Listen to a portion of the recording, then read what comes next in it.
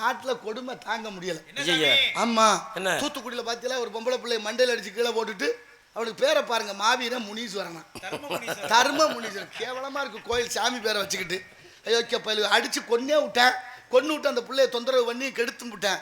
மேற்கண்டு 12 நாள்ல காவல்துறை அதிகாரி பிடிச்சு விட்டாங்க.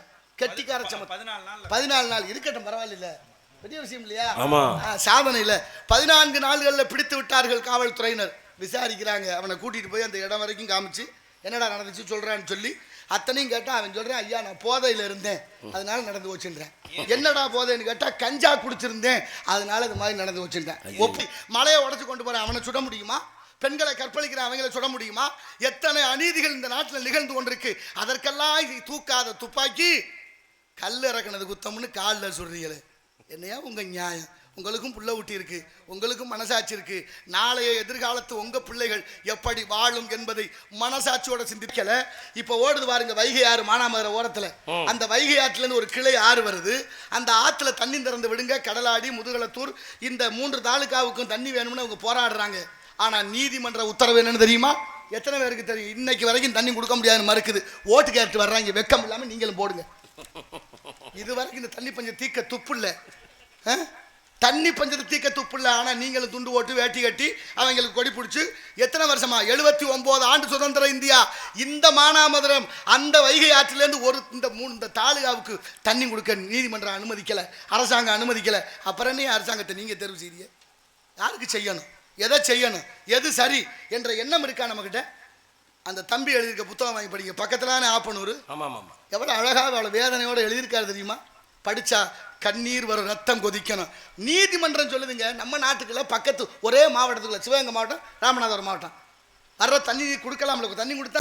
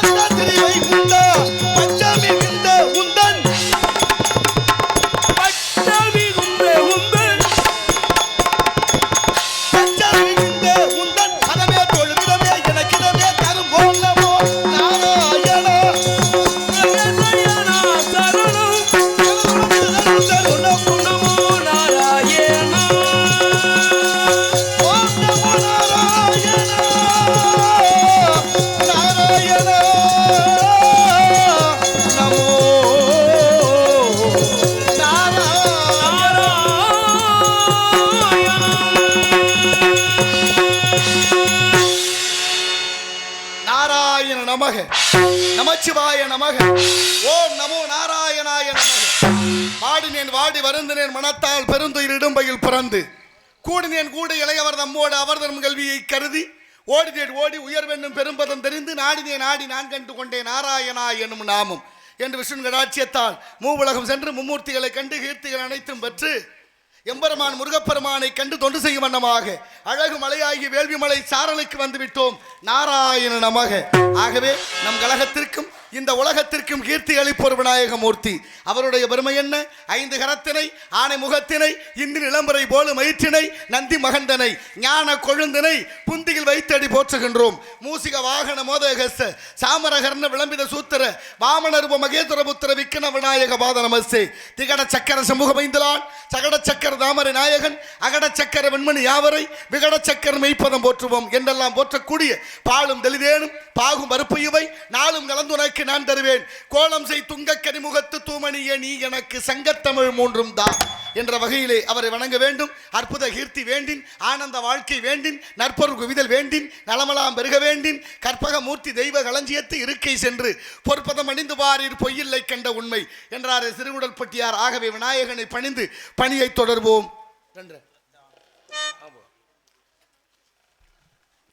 நாரதராக வேடமேற்று நடிக்கும் கவிச்சுடர் அன்பு சகோதரர் கவிராஜ் அவர்களுக்கு இந்த கிராம பொதுமக்களின் சார்பாக இந்த பொன்னாடையை போற்றி கௌரவிக்கப்படுகிறது.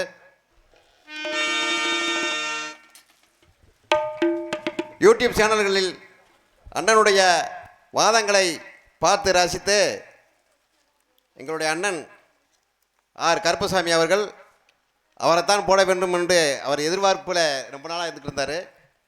இந்த 100 ரூபாய் அன்பளிப்பாக அளித்து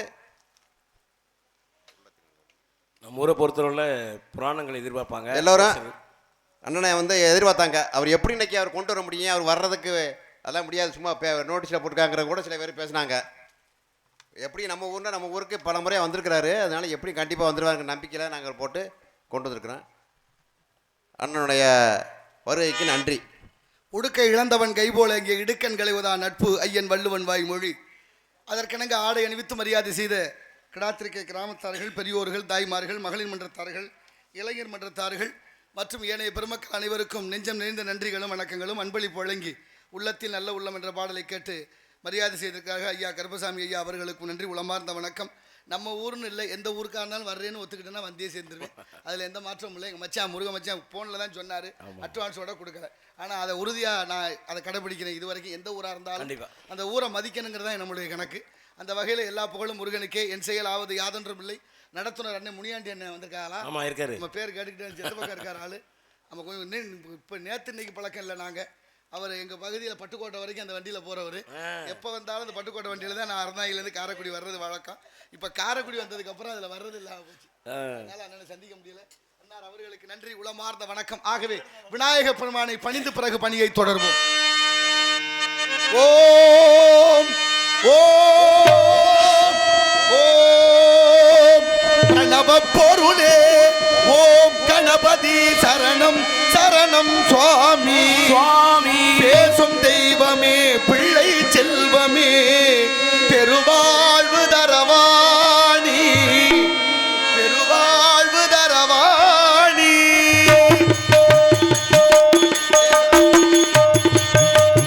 பிரணவ பொருளே ஓம் கணபதி சரணம் சரணம் சுவாமி பேசும் தெய்வமே பிள்ளை செல்வமே பெருவாழ்வு தரவாணி பெருவாழ்வு தரவாணி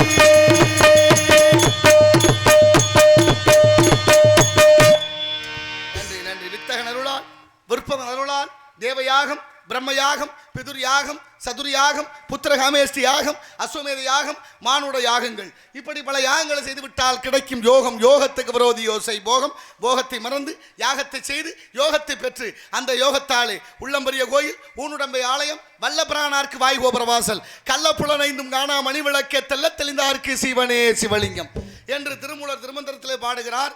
உடம்பும் கோயிலும் ஒன்றுன்னு சொல்றாரு. ஆம்பாதான் மனிதனுடைய உடம்பும் ஆலயமும் ஒன்று. எதுபோல சிதம்பரம் கோயிலில் இருக்கிற கொடிமரமும் மனிதனுடைய முதுகுத்தண்டு ஒன்று. சிதம்பரத்தில் ஒரு மணி இருக்கு, கண்டாமணின்னு பேர். அதுக்கு ஒரு முறை அடித்து விட்டால், ஒரு முறை அசைத்து விட்டால் அந்த மணியினுடைய நாதம் சத்தம் 59 வினாடிகள் ஒலிக்குமாம்.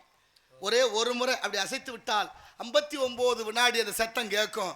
அந்த சத்தத்தை ஒரு முறை கேட்டால் மனித ஆயுள்ள 7 நிமிடம் கூடும் என்று ஆன்மீகம் கற்றுக் கொடுக்குது. அந்த தலைவரான வரைக்குது. அப்படிப்பட்ட ஆன்மீகம் நிறைந்த இந்த பூமி 1008 சிவன் கோயில், 108 பெருமாள் கோயில்கள். கோயில் திருவிழா இல்லைன்னா நமக்கு என்ன வேலை இங்கே? அதானே, நம்மளை யார் கூப்பிடுவா? யார் கூப்பிடுவா? அப்போ கோயிலுன்னு ஒன்று கட்டி வச்சதுனால தானே இப்படி ஒரு திருவிழா. இந்த திருவிழா இருக்கிறதுனால தானே இவ்வளவு விசேஷங்கள், இவ்வளவு விசேஷம் நடக்கிறதுனால ஒரு நிகழ்ச்சி. இந்த நிகழ்ச்சியினால பல பேருடைய வாழ்வாதாரம் அதுக்குள்ள அடங்கி இருக்கு. அதனால தான் ஆலயம் தொழுவது சாலவு நன்று, கோயில் இல்லாத ஊர்ல குடியிருக்க கூடாது, கோயில் விளங்கணும், குடும்ப விளங்கணும் ஆன்றோர்களுடைய வாக்கு. இந்த கிளவி சொன்னா கோயில் இல்லாத ஊர்ல ஏன் கோயில் இல்லாத ஊர்ல குடியிருக்க கூடாது? கோயிலுக்கு போகணும்னா குளிக்கணும், அதுக்கப்புறம் சரியான ஆடையை உடுத்தணும். கோயிலுக்கு போயாச்சுன்னா கண்டதையும் நினைக்கப்படாது, கண்டபடி சிந்திக்கப்படாது, நல்லது நினைக்கணும், நல்லது சிந்திக்கணும். அதை விட இறைவனை இதயத்திலே இருத்தி கொள்ள வேண்டும். அம்மையே அப்பா ஒப்பிலா மணியே அன்பில் விளைந்த ஆரமுதே எங்கு எழுந்தருள்வது நீயே சிக்கனை பிடித்தேன் உனை என்று மாணிக்க வாசகர் பாடுகிறார். அப்படிப்பட்ட இறைச்சிந்தனை இல்லாத எந்த செயலும் வெற்றி அடைந்ததாக இந்த நாட்டிலே வரலாறுகள் இல்லை, இலக்கியம் இல்லை, புராணம் இல்லை, பண்பாடு இல்லை. அதுலயும் பாருங்க, நம்ம பிள்ளை சின்ன பிள்ளைகளுக்கு சரி ஒரு 5 வயசு 6 வயசு குழந்தைகளுக்கெல்லாம் நெத்தியில விபூதியை பூசி குங்குமம் வச்சு அழகா ருத்ராட்சத்தை வச்சு அப்படி கூட்டிட்டு வந்தோம்னா நம்மளால கேட்பான், என்ன பிள்ளை இப்பயே சாமியார் ஆக்கிட்டலான்னு கேட்கிறேன். எவ்வளவு ஏளனம் பத்தியலா? அதுவா அது? அந்த பிள்ளைய சரி செய்யணும். ஆன்மீகம்னு ஒன்று இருந்தால் அது பக்குவப்படும், நற்சிந்தனை உண்டாகும். தேவாரம், திருவாசகம், திருமந்திரம், திருப்புகழ், திருவருட்பா, திருப்பாவை, திருவம்பாவை, திருக்குறள், எத்தனையோ இலக்கியங்கள் இருக்கு நம்மக்கிட்ட. அத்தனை இலக்கியங்களையும் படிக்க கேட்க அதன்படி நடந்தால் அதுதான் அறமான வாழ்க்கையாக இருக்கும். அறம்னா என்ன? நேர்மைன்னு அர்த்தம். அறம்னா என்ன? ஒழுக்கம்னு அர்த்தம். அறம்னா என்ன? பண்பாடுன்னு அர்த்தம். அறம்னா என்ன? சரியா செய்வதுன்னு அர்த்தம். அது இல்லையே. அன்பும் அறனும் உடைத்தாயின் இல்வாழ்க்கை பண்பும் பயனும் அதுன்னாரு வள்ளுவர். இல்லற வாழ்க்கையே அறத்தோடு இருக்க வேண்டும்னு சொல்லி வைத்திருக்கிறார்கள். ஆனால் இப்போ இருக்க நிலைமை அப்படியா இருக்கு. கோயிலுக்கு போகணும்னா கோயில் பூரா சாராயமாக போச்சு. இப்போ பார்த்துருக்கா, கும்பாபிஷேகமாக அங்கேயும் சாராயம் தேவைப்படுது. யார் வீட்டிலாவது ஒருத்தர் இறந்து போனாரா அன்னைக்கும் சாராயம். நல்லதுக்கும் சாராயம், கெட்டதுக்கும் சாராயம். விளங்குமா அந்த நாடுன்னா? யோசிக்கிறோமா? அதை பற்றி ஏதாவது சிந்தனை இருக்கா?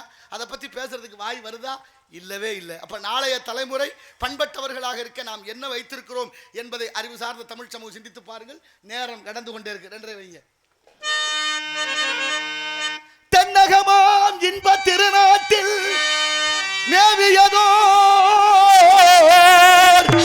கன்னடத்து குடகுமலை கனிவயத்தில் கருவாகி தலை காவிரி எனும் தாதியிடம் உருவாகி நீர்வீழ்ச்சி காணாது இருக்க சிவசமுத்திர நீர்வீழ்ச்சி எனும் பேரில்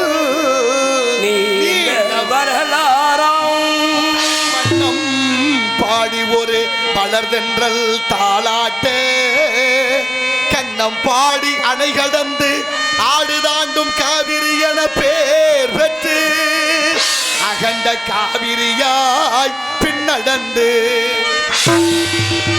கரிகாலன் பேர் வாழும் கல்லணையில் கொள்ளிடத்தில் காணும் இடம் எல்லாம் தாவி பெருகி வந்து நம் தஞ்சை வளநாட்டை தாயாகி காப்பவளாம் தனி கருணை காவிரி போல் செல்லும் இடமெல்லாம் சீர்சிறுத்தி பேர் பெருக்கி கல்லும் கனியாகும் கருணையால் எல்லோர்க்கும் நாளும் பேச வந்த கண்மொழியே மகளே எங்கள் வாழ்வே இதயக்கனி, எங்கள் இதயக்கனி கிடாத்திருக்கை மக்கள் எல்லாம் என்றும் என் இதயக்கனி.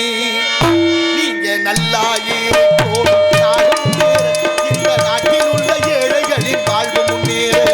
நல்லாயிருக்கோம் நாடு முன்னேற, இந்த நாட்டில் உள்ள ஏழைகளின் வாழ்வு முன்னேற. என்றும் நல்லவங்க எல்லோரும் நமக்கு முன்னாலே, என்றும் நல்லவங்க எல்லோரும்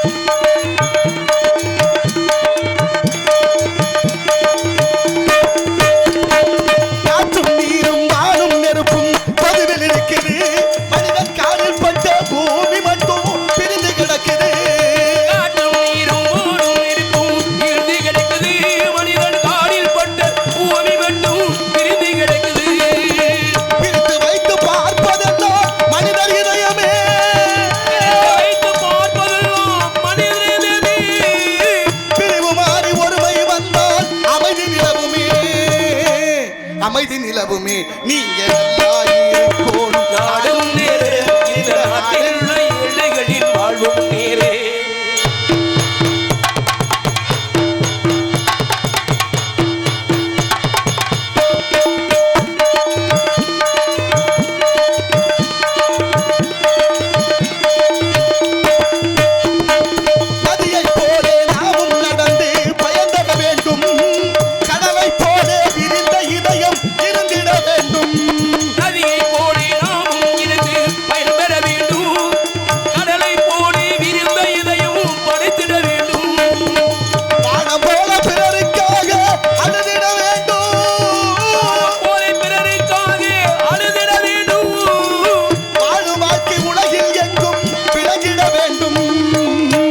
விளங்கிட வேண்டும். நீங்க நல்லா இருக்கணும். இந்த நாட்டில் உள்ள ஏழைகளின் வாழ்வும் இல்லை என்றாக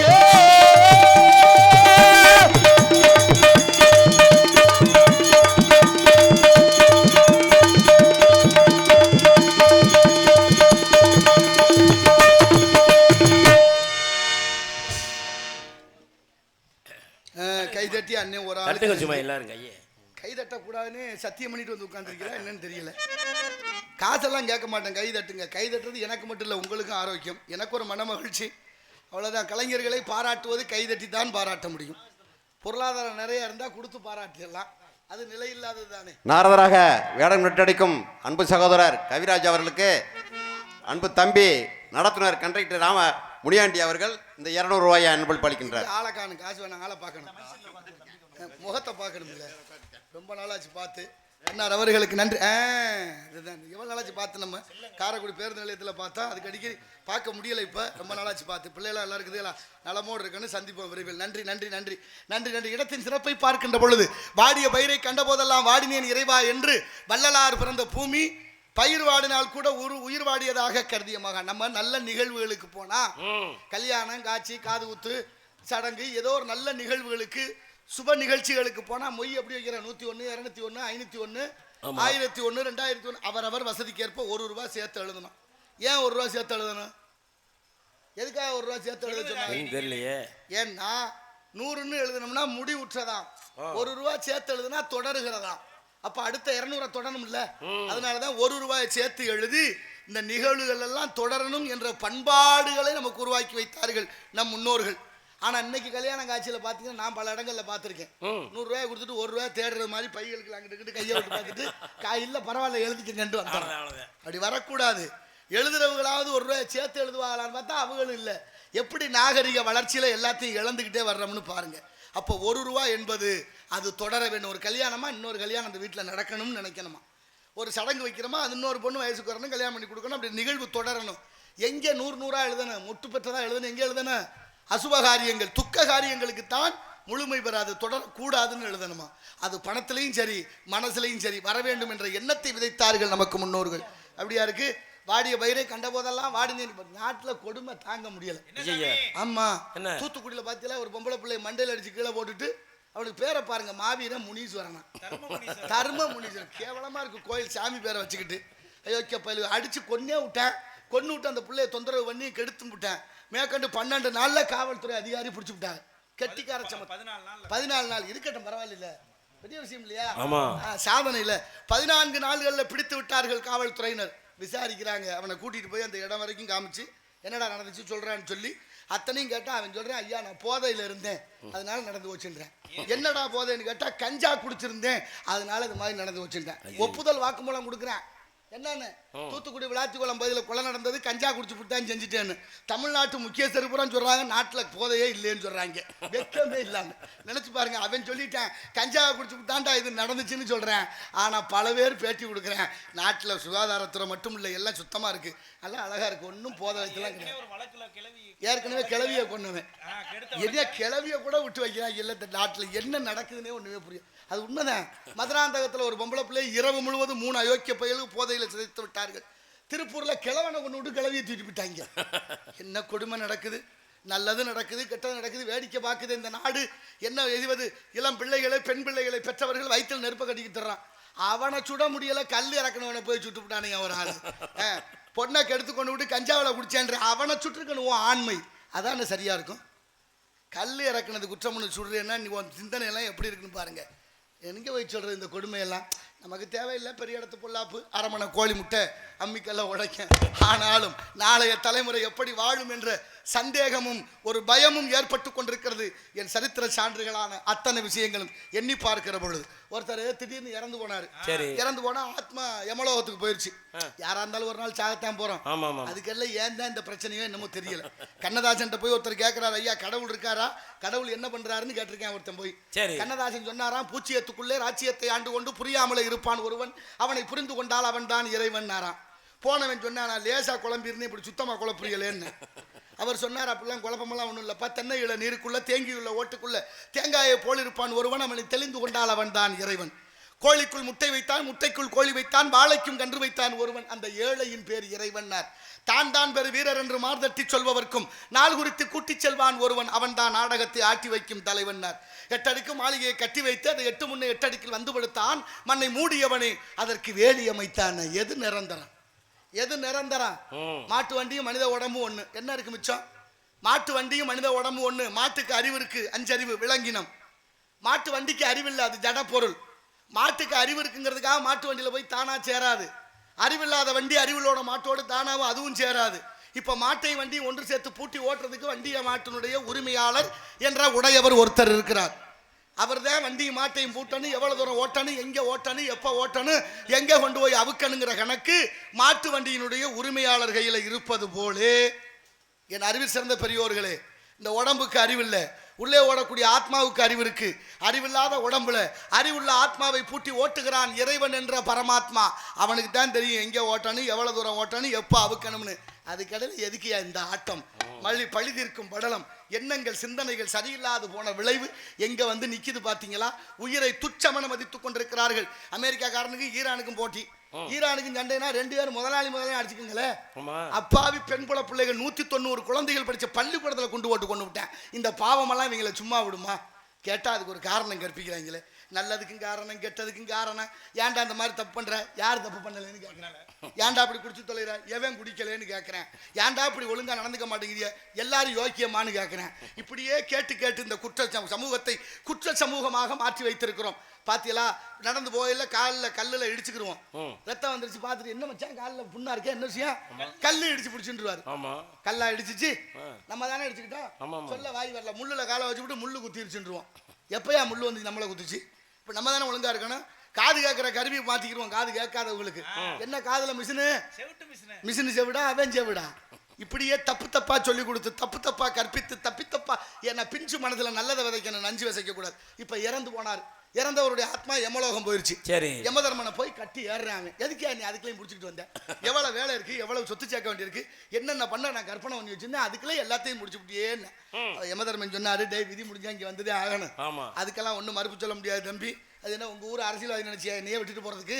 நான் அப்படி ஆள் இல்லை தம்பி, காசை கொடுத்தா விட்டுட்டு போறதுக்கோ இல்லை காசை வாங்கிட்டு ஓட்டு போடுறதுக்கோ. அதனால நீ வந்ததான் இங்க உட்காந்து சாமியை கும்பிடுன்னாரு. சாமியை கும்பிட மனசு வரல. பாக்குறான் வெறும் கடிகாரமா மாட்டி இருக்கு. கடிகாரம் மாட்டிருந்தோன்னு இவனுக்கு சந்தேகம் வந்துருச்சு. யமதர்மராஜா எதுக்கு யமலோகத்துல கடிகாரம்னு? கடிகாரம் யாருக்கு தெரியுமாடா? பூலோகத்துல இருந்து வர்றவங்க எல்லாருக்கும் கடிகாரம் மாட்டி வச்சிருக்கேன். ஏன் தெரியுமா? யார் எவ்வளவு புழுகுறாங்கன்னா அளவு எடுக்கணும்டா, அதுக்கு தான். யார் எவ்வளவு பொய் சொல்றாங்களா அப்படின்னா நமக்கு ஒரு கடியாரம் மாட்டிருப்பாரு அப்படின்னு சந்தேகம் வந்துருச்சு இவனுக்கு. ஆமா யமதர்மராஜா எனக்கும் கடியாரம் இருக்கான்னு கேட்டேன். ஆமா இந்த கடியாரம் உன் கடியாரம் தான் பாருன்னாரு. அது நேரத்தை தாண்டி கடன்னு ஓடிக்கிட்டு கிடக்கு. இவன் நம்பவே இல்லை, இது எனக்கு இல்லை, நான் அவ்வளவு போய் சொல்லியிருக்கவே மாட்டேங்கிறேன். செஞ்ச தப்ப உணர்ந்துட்டாத்தான் பிரச்சனை இல்லையே. தப்ப செஞ்சு விட்டு 1000 சத்தியம் பண்றேன், இல்லைன்னா தப்ப மறைக்க என்னென்ன வேணாலும் செய்யுது இந்த நாட்டுல. எவ்வளவு பெரிய அக்கிரமம் நடக்குன்னு மனசாட்சிக்கும் தெரியுது, கண்ணுக்கும் தெரியுது. தெரிஞ்சிருந்து கேட்க வாயில்லை. இப்ப அவன் சொன்னா, டேய் நீ செஞ்ச பொய்னாலதான் அத்தனை வேகமா ஓடுதுன்னு. பக்கத்துல ஒரு கடியாரம் ஓடாம இருந்துச்சு. அவன் கேட்கிறான், இது யாரு விட்டு கடியாரம் ஓடாம இருக்கு? பொய்யே சொல்லாதா ஆள் யாரு? அவர் சொன்னார், யமதர்மா அதாண்டா உங்க இந்தியாவில் வந்திருந்த அம்மை தெரசா அம்மையார், அன்னை தெரசா, அந்த அம்மையாருடைய கடியாரம்னு அப்படின்னு சொன்னாரு யமதர்மி. இவனுக்கு சந்தேகம் வந்துருச்சு. அன்னை தெரசா பொய் சொல்லலையா? அதானே எப்படி இருக்க முடியும்? அதுவும் இந்தியாவில் இருக்க விட மாட்டாங்களே, காசு கொடுத்தாலும் பொய் சொல்லுவாங்களே, அந்த அம்மா எப்படி இருந்தா பொய் சொல்லாம? இவனுக்கே சந்தேகம் வந்துருச்சு. உடனே கேட்டான், என்னையா தியாகம் பண்ணான்னு. அந்த அம்மா அயல் நாட்டில் பிறந்தவ, இந்தியாவுக்கு வந்து தொழுநோயால் பாதிக்கப்பட்ட நோயாளிகளுக்காக ஒரு நிறுவனத்தை நிறுவி அந்த நிறுவன வளர்ச்சிக்காக பெரிய பெரிய முதலாளிகள்கிட்ட கையேந்தினா. அப்படி கொல்கத்தா வீதியில ஒரு நாள் கையேந்திர போது பெரிய கோடீஸ்வரன் எச்சிய காரி கையில துப்பிட்டேன். அவன் முகஞ்சுளிக்காம கோவப்படாம வருத்தப்படாம ஒரு வார்த்தை சொன்னா, பெரியவரே கோடீஸ்வரரே, கை நீட்டின எனக்கு வேண்டியதை கொடுத்துட்டீங்க, எனக்கு இது போதும், என் பிள்ளைகளுக்கு ஏதாவது கொடுங்கன்னு கேட்டா. நொந்து போய் பாதி சொத்து எழுதி வச்சதாக வரலாறு சொல்லுது. அதைத்தான் வள்ளுவரும் சொல்றாரு, இன்னா செய்தாரை ஒருத்தல் அவர் நான் நன்னயம் செய்து விடலேன். அப்படிப்பட்ட அம்மையாருடைய கடியாரம் ஓடாம இருக்கு. இருந்தாலும் அவனுக்கு ஏற்க முடியல. சரி, இப்படிமா வாழ்ந்திருப்பாங்க, பொய் சொல்லாம. அதுவும் எப்படி இருக்க விடுவாங்க? இப்படியே பாக்குறேன், இந்த பக்கம் ஒரு காத்தாடி ஒண்ணு ஓடுது. காத்தாடி அருந்து விழுகிற மாதிரி ஓடுது. இவன் பயந்து போய் யமதர்மராஜனை கேட்கிறான், யமதர்மராஜா, யமலோகத்துல காத்தாடி இப்படி அழுந்து விழுந்து போது போலக்க, இப்படி ஓடுது, அத்துக்கிட்டு விழுக போகுதுன்னு. அடே அது காத்தாடி இல்லடா, அதுவும் கடியாரம் தான். சரி, கடியாரம் இப்படி ஓடுமா? ஓடுமா? என்னையா கொடுமையா இருக்கு, யார்கிட்ட கடியாரம் ஏன்னு கேட்டேன். அதான்டா உங்க நாட்டுல இருக்கிற தமிழ்நாட்டு அரசியல்வாதிகள் மொத்த பேருக்கும் உள்ள கடியாரம். அப்படின்னா எவ்வளவு புளி இருப்பாங்க. என்ன புழுகுனாலும் நம்ம வெறுக்கலையே.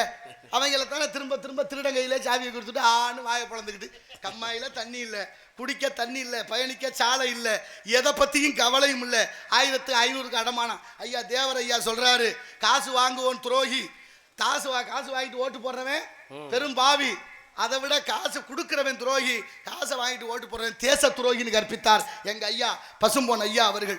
ஆனா அவரை கும்பிடுற நம்ம யாராவது காசு வாங்காம காசு கொடுக்காம நடத்துறோமா? மனசாட்சி படிச்சிருந்தீங்க. இயற்கை வளங்கள் அத்தனையும் கொல்ல போகுது.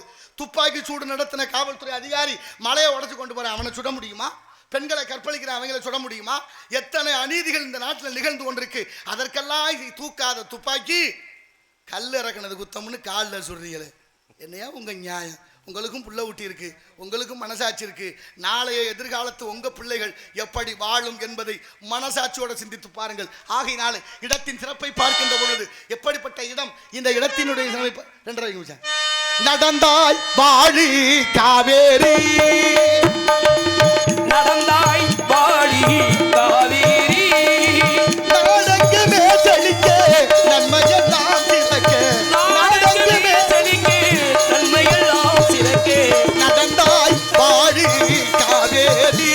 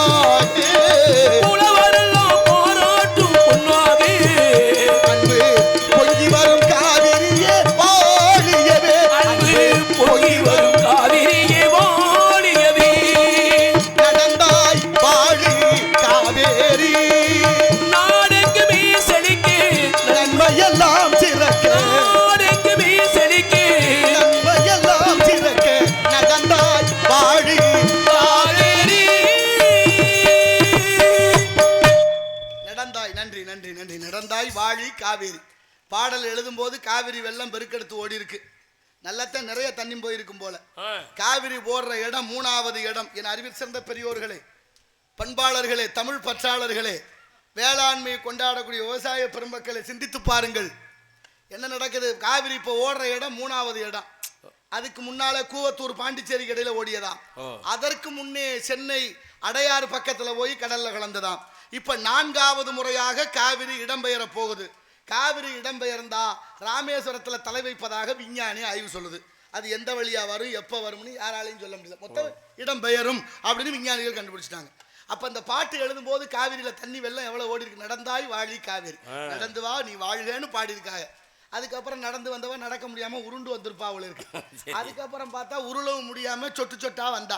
காவிரி வெள்ளம் தண்ணி திறக்கவே மாட்டேங்கிறான் கர்நாடகக்காரன். அதை பத்தி நமக்கு ஏதாவது கவலை? காவிரி மேலாண்மை வாரியம் அமைச்சு எத்தனை வருஷம் ஆச்சு சொல்லுங்க பாப்போம். காவிரி மேலாண்மை வாரியம் அமைச்சு எத்தனை வருஷம் ஆச்சு? இன்னைக்கு வரைக்கும் தீர்வு இல்லை. நாங்க நல்லது செய்யணும்னு ஓட்டு கேட்க கிளம்பிட்டாங்க. யாரையாவது கேள்வி கேட்டிருக்கமா? நம்ம ராமநாதபுரம் மாவட்டம் வறட்சி மாவட்டமா இன்னைக்கு வரைக்கும் அறிவிக்குது. தம்பி ஆப்பநாடு, ஆப்பனூர் இருக்குல்ல, ஆப்பனூர்ல ராசசேகர்னு ஒரு தம்பி மன்னரம் என்ற நூல் வெளியீட்டு விழா வச்சிருந்தாரு கடலாடியில. மன்னரம் என்ற நூல் வெளியீட்டு விழா. அந்த தம்பி அந்த புத்தகத்தை படிச்சு பார்த்திருக்கீங்களா? கண்ணீர் வரணும் ஆப்பநாடும் ஆயக்கட்டுங்கிற தலைப்புல மன்னரம் என்ற நூல். அதுல எழுதுகிறார், இந்த நாடு ஏன் இந்த ராமநாதபுரம் மாவட்டம் தண்ணி இல்லாம போச்சு, இந்த வேலிக்கரவை எவ்வளவு பிரச்சனையை உண்டு பண்ணுது, தண்ணி ஏன் நமக்கு கிடைக்கல. இப்ப ஓடுது பாருங்க வைகை ஆறு மானாமதுரை ஓரத்துல. அந்த வைகை ஆற்றுல இருந்து ஒரு கிளை ஆறு வருது. அந்த ஆற்றுல தண்ணி திறந்து விடுங்க. கடலாடி, முதுகளத்தூர் இந்த 3 தாலுகாவுக்கும் தண்ணி வேணும்னு அவங்க போராடுறாங்க. ஆனா நீதிமன்ற உத்தரவு என்னன்னு தெரியுமா? எத்தனை பேருக்கு தெரியும்? இன்னைக்கு வரைக்கும் தண்ணி கொடுக்க முடியாதுன்னு மறுக்குது. ஓட்டு கேட்டு வர்றாங்க. வெக்கம் இல்லாம நீங்களும் போடுங்க. இது வரைக்கும் இந்த தண்ணி பஞ்சம் தீக்க துப்பு இல்ல. தண்ணி பஞ்சத்தை தீக்க துப்பு இல்லை. ஆனால் நீங்களும் துண்டு ஓட்டு வேட்டி கட்டி அவங்களுக்கு கொடி பிடிச்சி எத்தனை வருஷமா? 79 ஆண்டு சுதந்திர இந்தியா. இந்த மானாமதுரம் அந்த வைகை ஆற்றிலேருந்து இந்த தாலுகாவுக்கு தண்ணி கொடுக்க நீதிமன்றம் அனுமதிக்கல, அரசாங்கம் அனுமதிக்கல. அப்புறம் என்ன அரசாங்கத்தை நீங்க தெரிவு செய்ய? யாருக்கு செய்யணும், எதை செய்யணும், எது சரி என்ற எண்ணம் இருக்கா நம்மகிட்ட? அந்த தம்பி எழுதியிருக்க புத்தகம் வாங்கி படிங்க. பக்கத்துலான ஆப்பனூர். எவ்வளவு அழகாக அவ்வளவு வேதனையோட எழுதியிருக்காரு தெரியுமா? படிச்சா கண்ணீர் வரும், ரத்தம் கொதிக்கணும். நீதிமன்றம் சொல்லுதுங்க, நம்ம நாட்டுக்குள்ள பக்கத்து ஒரே மாவட்டத்துக்குள்ள சிவகங்கை மாவட்டம், ராமநாதபுரம் மாவட்டம் வர்ற தண்ணி கொடுக்கலாம். தண்ணி கொடுத்தா அந்த மக்கள் நல்லா இருப்பாங்களே, அதை செய்ய மறுக்குது. ஆனா அதை பத்தி யாருக்கும் சிந்தனை இல்லை. நமக்கு தேவையும் இல்லை. பெரிய இடத்து பொல்லாப்பு, அரமணை கோழி முட்டை அம்மிக்கெல்லாம் உடைக்கும். எப்போதுமே பாருங்க, தாய்மார்கள் ரொம்ப அன்பானவர்கள், அதுலேயும் ரொம்ப இறக்க சிந்தனை உடையவர்கள். அதனாலதான் பெண்ணின் பிறந்த கையாவலை என்றார் பொய்யாமொழி. அதனாலதான் அம்மாவுக்கு 9 ராத்திரி நவராத்திரி, அப்பாவுக்கு 1 ராத்திரி சிவராத்திரி. சிவராத்திரி அன்னைக்கு எப்படி சாமி போடணும்? சிவ தியானத்தில் இருக்கணும், பக்தியோடு இருக்கணும், பட்டினியா இருக்கணும், தூங்காம இருக்கணும், பஜனை பாடணும். ஆனா நவராத்திரி அப்படி இல்லை. நல்லா பாடலாம், ஆடலாம். அதுபோல நல்ல பட்னியாவே இருக்க வேண்டாம். அம்மா பிள்ளைகளை பட்னி போடுவாளா நவராத்திரியில? ஆனா சிவராத்திரி அவளை அமைதியா கும்பிட வேண்டிய நாள். கோயம்புத்தூர்ல குத்தாட்டம் போடுறேன் ஒரு ஆளு, அதுக்கு ஒரு கூட்டமே கூடுது. நான் என்னத்தை சொல்ல? இப்படியெல்லாம் இந்த உலக சிந்தனைகள் ஏன் சீர்குலைந்து போனது, யாரால, எங்கே, எப்போது என்பதை தப்பாகவே கற்பிதம் பண்ணி கொடுத்துக்கிட்டே இருக்கிறோம். ஆனாலும் ஒரு அம்மா பெத்தவ பிள்ளைய அப்பா அடிச்சுட்டானா துடிச்சு போயிடுவான். உங்க வீட்டுல உங்க வீட்டுக்காரம்மா தாண்டி எங்க அக்காவை தாண்டி பிள்ளை மேல நீங்க கை வச்சிருவீங்க, உடனே குறுக்க எதுக்கு அடிக்கிறீ அவளை? என்ன பண்ண அவன் தப்பு? அவன் என்ன உலகத்துல இல்லாத பண்ணிவிட்டான்? நீங்க என்ன அந்த சின்ன வயசுல அப்படியா இருந்தீங்க? உங்களை பத்தி எங்களுக்கு தெரியாதா? அப்படியே வந்துரும் சரச்சரச்சரச்சன்னு பெண்கள் பேச ஆரம்பிச்சிருவா. உண்மைதானே? பிள்ளை அவளை ஒரு புனிதமான அதில் குடியிருந்த கோயிலில் 7200 மணி நேரம் ஒரு தாய் கருவில பிள்ளைய சுமக்கிறான். அப்பேற்பட்ட பிள்ளை 5 வயசா இருக்கும்போது ஓடி விளையாண்டவன் எட்டி உதச்சு விட்டேன் அம்மாவை. வாயிலிருந்து ஒரு பல்லு விழுந்து வச்சு. ஒரு சின்ன பிள்ளை 5 வயசு பிள்ளை எட்டி உதஞ்சான் பாருங்க, பல்லு விழுந்து வச்சு சிரிக்கிறா கிடந்து தாங்காம. பக்கத்துல இருந்த கழுவி கேட்கிறா, என்னடி பல்லு விழுந்து வச்சு இப்படி கிடந்து சிரிக்கிற? என் பிள்ளை உதஞ்சு பல்லு விழுந்துதான் சின்ன விஷயமா, எப்படி ஆரோக்கியமா இருக்கான் பாரு, தெம்பா இருக்கான் பாரு. 5 வயசுல என் மகன் உதைச்ச உதையில என் பல்லே விழுகுதுன்னா என் பிள்ளை நல்லா இருக்காண்டி அப்படின்னு சந்தோஷப்பட்டான். 5 வயசுல இருந்த பிள்ளை 5, 10 ஆகி 15 ஆகி 20 ஆகி 25 ஆயிருச்சு. 25 வயசுல ஏதோ ஒரு பிரச்சனை அந்த அம்மாவை அவனே எட்டி உதைக்கிறேன், பல்லு விழுகலை. ஒப்பாரி வச்சு அழுகிறான். ஆமா, பக்கத்து வீட்டம்மா கேட்கிறா, பல்லு விழுந்த அன்னைக்கு சிரிச்சா இப்ப பல்லுதான் விழுகலை, ஏன் அழுகிறேன்னு. ஏன் அழுகிறேன்னு தெரியுமா? அன்னைக்கு 5 வயசுல என் பிள்ளைக்கு தெம்பு நிறையா இருந்துச்சு, ஒரே உதையில பல்லு விழுந்து வச்சு. 25 வயசாகி இன்னைக்கு தெம்பு கட்டு போயிட்டானே, அவன் உதஞ்சி என் பல்லு விழுகலையே, என் பிள்ளை சேட்டை இல்லாம போயிட்டானேன்னு அழுதாலாம். அப்படின்னா என்ன அர்த்தம்? பெத்த மனம் பித்து, பிள்ளை மனம் கல். எப்படி இருக்கு வாழ்க்கை? இதுதானே உதாரணம். எப்படி வாழ வேண்டும், நாளைய தலைமுறைகளை எப்படி வளர்க்க வேண்டும். நேரம் கடந்து போய்கிட்டே இருக்கு. எங்க போறது என்று பார்த்தால் பாடுகின்ற இந்த பாடிடுவோம், ஒன்றும் பிரச்சனை இல்லை. பாடுறத பத்தி எல்லாம் பிரச்சனை இல்லை. இப்படி குடிச்சு போட்டு உட்காந்து தேவரையா அப்படி குடிச்சா ஏத்துக்கு வரா? பதில் சொல்லுங்க. தேவரையா அவங்களெல்லாம் குடிச்சு போட்டு இருக்க சொன்னாரான்னு கேட்குறேன். தமிழனை குறிவைத்து தாக்குது ஒரு கூட்டம். அதுக்கு உடந்தையாகிறீர்கள் நீங்கள் எல்லாம். குடிச்சு விட்டு தேவரையா இருக்க சொன்னாரான்னு சொல்லுங்க, பதில் சொல்லுங்க. நான் பாடுறேன், சொல்ல முடியல இல்ல. அப்ப என்ன நோக்கத்துல நம்ம எல்லாம் இருக்கிறோம்? எதுக்கு அவரையா கேட்கறிய? அவர் என் மச்சான், அவரையுமே இப்படித்தான் கேட்பேன். அவர் தப்பு பண்ணாருன்னா அவரையும் கேட்பேன். இதுல என்ன இருக்கு? வைங்க ஒன்று.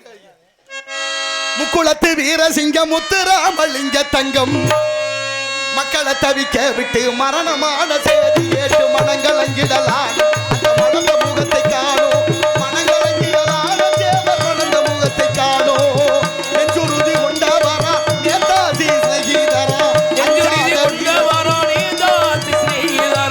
அஞ்சாத வீரசிங்கம் 56 வயதுக்குள்ளே அவனி வாழ்வை துறந்தார். சிவர் அமரராக மறைந்தார்.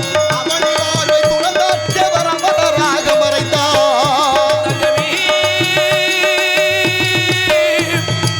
முக்குளத்து சிங்கமே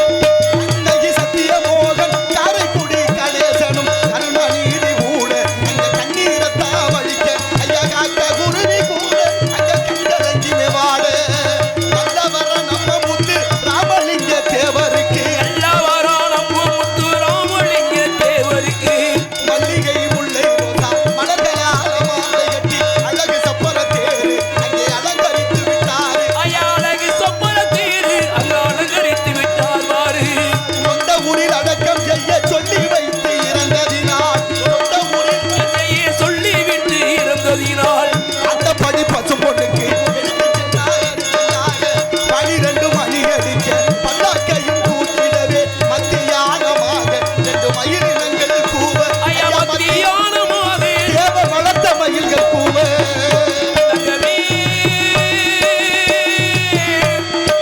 தேவர் மகள் சிங்கமே தங்கமே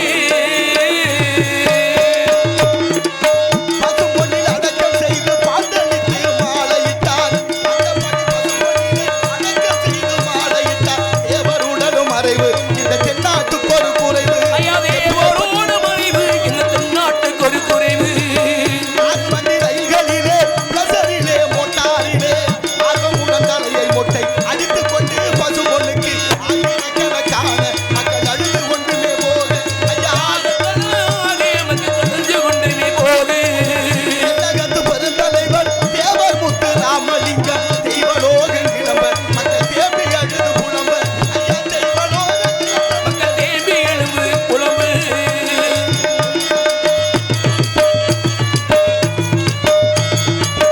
பாவலர பச்சையப்பன் பாடிவிட்டார் கவி கொடுத்து பாவலர பச்சையப்பன் பாடிவிட்டார் கவி கொடுத்து தேவருடலும் மறைவு இந்த தென்னாட்டுக்கு ஒரு குறைவு தேவரோடு மறைவு இந்த தென்னாட்டுக்கு ஒரு குறைவு ஓ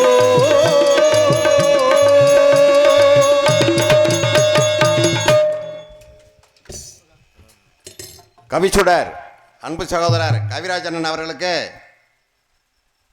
போனா மூனா ராமச்சந்திரன் கிடாத்திருக்கை கிராமத்தை சேர்ந்தவர், முன்னாள் ஊராட்சி மேயர், முன்னாள் கூட்டுறவு சங்க தலைவர், இந்த 201 ரூபாயை அன்பளிப்பு அளிக்கின்றார். நன்றி. கூட்டுறவு சங்கத்தினுடைய முன்னாள் தலைவர் ஐயா அவர்கள் 1 ரூபாயை சேர்த்து நான் சொன்னதை மதித்து அன்போட 1 ரூபாய் சேர்த்து கொடுத்துட்டாங்க.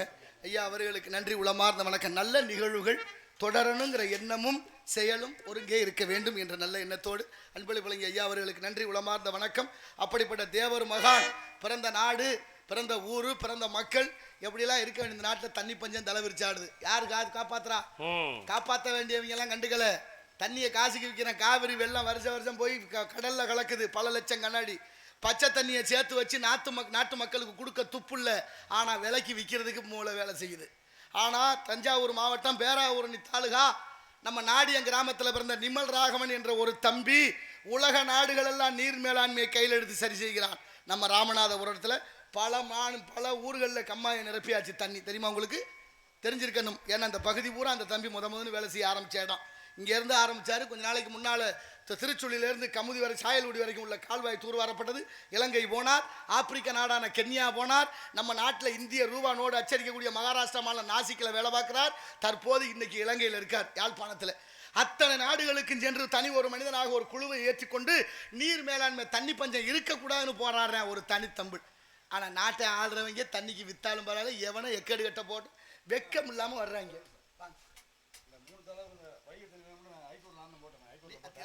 பாருங்க ஐயா, வாங்க, நீங்க தான் போட்டது. என்ன சொல்றாங்க? மந்திரி இருந்தாங்க. ஆமா, எல்லாரும் இருந்தாங்க. தீர்மானம் போடணும்.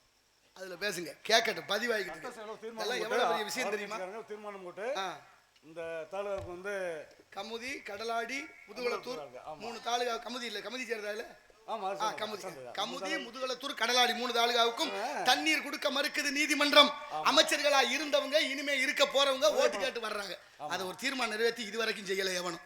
இந்த ஆளுங்கட்சி உள்ளவங்க தீர்மானம் சட்டத்தில் நிறைவேற்றினாங்கன்னா அது நடக்கும். ஏன்னா வெள்ளக்கார ஆட்சியில் போட்டது 70 நிமிஷம் வெள்ளக்கார ஆட்சியில போட்டு கொடுக்க முடியாது. சட்டம் போட்டாங்க. அது இவங்க சட்டத்தை மாற்றணும். மாத்தி செய்யலாமே, செய்ய மாட்டாங்களே. காமராஜர் சொன்னாரு, கொடி இறக்கும் போது, கொடி ஏற்றும் போது நிக்கணும், அது சட்டம். ஒருத்தர் மயங்கி விழுந்துட்டான்னா அதை பார்க்கப்படாது, தூக்கி கொண்டு மருத்துவமனை போடணும், அது மனிதாபிமானம். அப்ப இந்த ஆப்பநாடு, முதுகலத்தூர், கடலாடி, கமுதி தாலுகாவில் இருக்க மக்கள்லாம் நம்மோட மக்கள் இல்லையா? தண்ணி பஞ்சத்தால சாகலாமா? கொடுக்கணும்ல. அதை இங்க நிக்கிற சட்டமன்ற உறுப்பினர்கள், பாராளுமன்ற உறுப்பினர்கள் இதுவரைக்கும் தீர்த்திருக்கணும், தீக்கலை ஓட்டு கேட்டு வர்றாங்க. இதான் சமயம், புடிச்சு வச்சுக்கோங்க. மக்கள் புரிஞ்சுதான் அவங்களோட கோரிக்கை வைங்க மக்கள்கிட்ட. உண்மையே அதுதான் நடந்ததுங்க, நடக்குதுங்க. நீதிமன்ற உத்தரவு காப்பி என்கிட்ட இருக்கு, கொடுத்துருக்க தம்பியை கட்டம் கட்டி போட்டு விடுங்க, சீக்கிரம் பரப்பி விடுங்க. நாளை காலையில் சொந்த செலவுல பண்ணணும். சொந்த செலவுல பண்ணி வழக்கு தொடுத்தவர்ல அவரும் ஒரு ஆளு. நான் பொய்யா சொல்லிருப்பேன் கூட நினைக்கலாம். வந்துட்டாரு பாருங்க. நன்றி சொல்லணும்ல, நான் எல்லாம் எனக்காக போராடுறேன், மக்கள் நல்லா இருக்கணும்னு தான் சொல்றேன். நன்றி, வாங்க. அங்கே நல்லது சிறப்பு. ஆகினால் எடுப்பு என்று சொன்னால் அதற்கு எதிர்ப்பு தேவை. ஏற்ற பாவை செய்கிறார்களா கலா சேவை என்று பற்றற்று கவனிப்போம். நாராயண நமக. ஆலோலம் சோ யாரா அது? ஆலோலம் ஜோ என்று ரொம்ப அற்புதமான சோ. யாரு? வள்ளி இங்கே காவல் காத்துக் கொண்டிருக்கின்றால். யாமறிந்த மொழிகளிலே தமிழ் மொழி போல் இனிதாவது எங்கும் காணோம் என்றார் எட்டயபுரத்து முண்டாசி கவிஞன் மீசை கவிஞன் பாரதி. யாதும் ஊரே யாவரும் கேளீர் தீதும் நன்று பிறதர வாரா என்றார் கணியன் பூங்குன்றனார். என்ன ஊரு? சிவகங்கை மாவட்டம் திருப்பத்தூர் பக்கத்தில் மகிபாலன்பட்டி. ஆனாலும் என்ன நடக்குது? தமிழுக்கு மரியாதை இருக்கா? வள்ளி முருகனை கல்யாணம் செய்ய வேண்டும், திருமணம் செய்ய வேண்டும் என்று இங்கே காத்திருக்கிறார். என் அன்பிற்கினியவர்களே, தமிழ் பெரியோர்களே, நாமெல்லாம் தமிழர்கள் என்ற தளம் தாழ்ந்து போகக்கூடாது. தமிழர்கள் என்ற சிந்தனை நமக்குள்ள இருக்கணும். உலக நாடுகள்லாம் தமிழை கொண்டாடுது. அருணகிரியார் பாடிய திருப்புகளில் ஒரு திருப்புகளை அமெரிக்காக்காரன் வெள்ளைக்காரன் அவங்களோட பிள்ளைகளுக்கு சொல்லி கொடுத்துக்கிட்டு இருக்கிறேன். தெரியுமா உங்களுக்கு? அமெரிக்கா வெள்ளைக்காரர்கள் அவர்களோட வீட்டு பிள்ளைகளுக்கு நம்ம அருணகிரிநாதர் பாடிய திருப்புகளில் முதல் பாட்டை சொல்லி கொடுக்குறேன். முத்தை தரு பத்தி திருநகை அத்திக்கிற சத்திச்சரவன முத்திக்கொரு வித்துக்குருவரன் என ஓதும் முட்கட் பரமற்குச்சுருதியின் முற்பட்டது கற்பித்திரு வரும்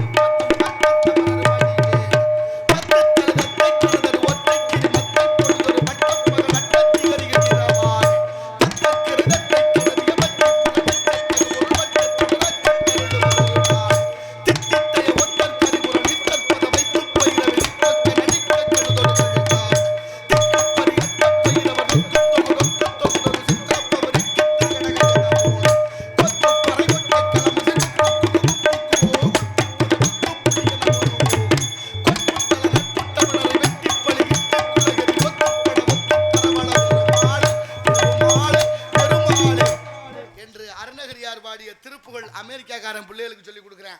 நம்ம என்ன சொல்லி கொடுத்துக்கிட்டு இருக்கோம் பிள்ளைகளுக்குன்னா அவங்க மனசாட்சிப்படி சிந்திச்சு பாருங்க. வேலிக்கருவை காற்றின் ஈரப்பதத்தை உறிஞ்சுது, அதனால வறட்சி ஏற்படுது. நீக்கணும்னு ஒருத்தர் மனு போட்டா இன்னும் 2 பேர் சேர்ந்து அதை எட்டக்கூடாதுன்னு போடுறேன். எப்படி இருக்கு நாட்டோட கட்டமைப்பு? யாரு சரி செய்யணும்? 10 பேருக்கு பிரதிநிதியா ஒருத்தன் போறான்னா அவன்லாம் அதை செய்யணும். கமிஷனை வாங்கிட்டு சாப்பிட்டு படுத்து கிடக்கிறதுக்காக ஏற்பாடு பண்றோம். என்ன நடக்குது இந்த நாட்டில்? நமக்கு தேவையில்லை பெரிய இடத்து பொல்லாப்பு. அரமணை கோழி முட்டை அம்மிகள்லாம் உடைக்கும். ஆனாலும் பாருங்க, அமெரிக்காக்கார பிள்ளைகளுக்கு தமிழ் சொல்லி கொடுக்குறேன். அடுத்து இன்னொரு விஷயம் தெரியுமா? சைனாவில் இப்ப நடந்து கொண்டிருக்க பெரிய செய்தி. சைனாவில் சீன பள்ளிக்கூடம், தமிழ் பள்ளிக்கூடம், தமிழ் வாத்தியார்கள், தமிழ்ல பேரு. ஆமா, ஒரு பொண்ணுவோட வலைதளத்தை தட்டி பாருங்க. என்னை தெரிகிறதா, நான் சீனாவில இருந்து பூங்கோதை பேசுகிறேங்கிறான். பூங்கோதைங்கிற பேர் யாருடைய பேரு? சீனாவில் வச்சாச்சு. சீனாவில இருந்து ஒரு பொண்ணு சொல்றா நான் பூங்கோதை பேசுறேன்னு. சீன அரசாங்கம் தமிழுக்கு முக்கியத்துவம் கொடுக்குது. தமிழர்களுக்கு வாழ்வுரிமை இல்லாத அளவிற்கு அவர்கள் வாழணும்னு தமிழுக்கு பெரிய பெரிய ஏற்பாடுகளை செய்து தமிழ் ஆசிரியர்கள் நியமனம் பண்றாங்க.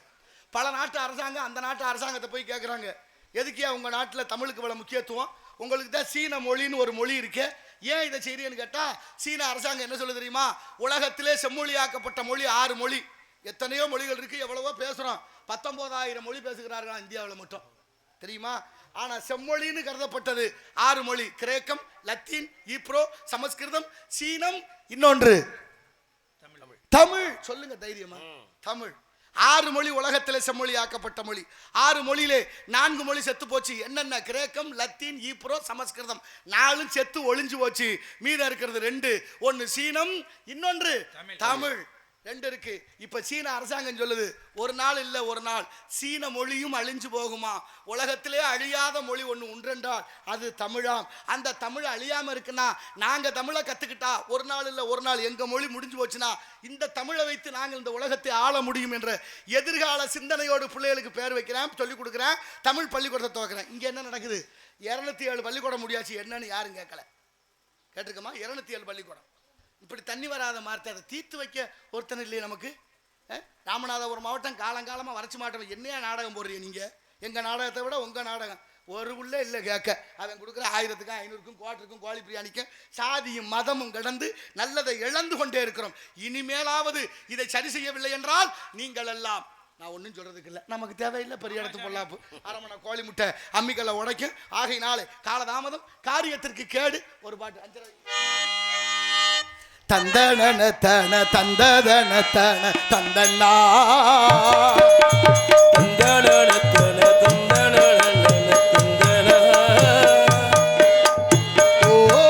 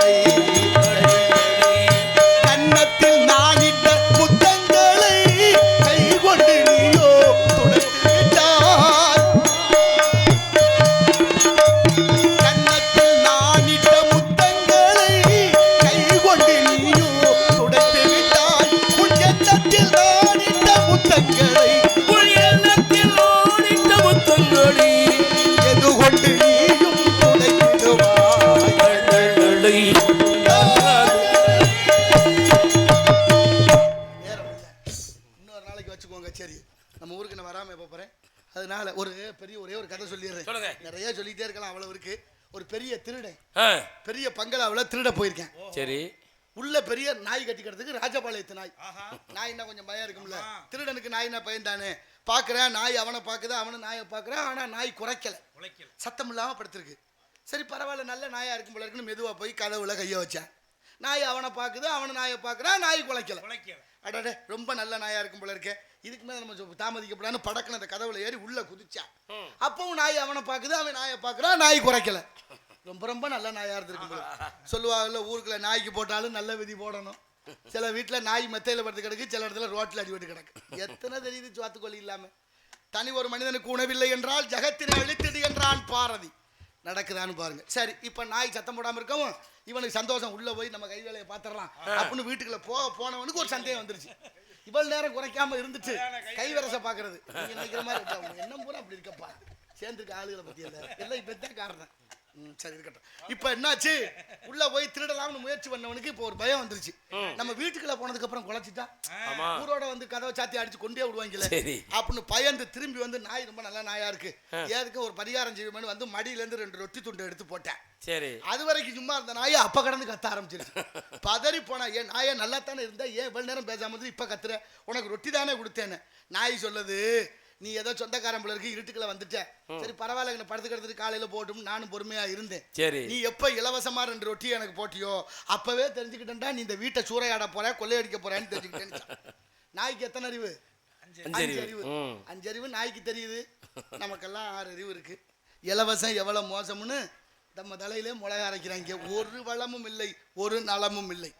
எத்தனை பெரிய பிரச்சனை இந்த நாட்டில். தண்ணி பிரச்சனை, நீரின்றி அமையாது உலகு, யார் யாருக்கு வானின்றி அமையாது ஒழுக்கு. சுதந்திரம் பெற்று 79 ஆண்டுகாலம் ஆச்சு. எத்தனை வரைக்கும் எத்தனை எம்பி, எத்தனை சட்டமன்ற உறுப்பினர்கள் நம்ம சொந்தம் வந்தால் நம்ம தயவுள்ள நம்ம சாதி நினைச்சோம். எவனாவது தீர்த்து வச்சானா அந்த பிரச்சனையை?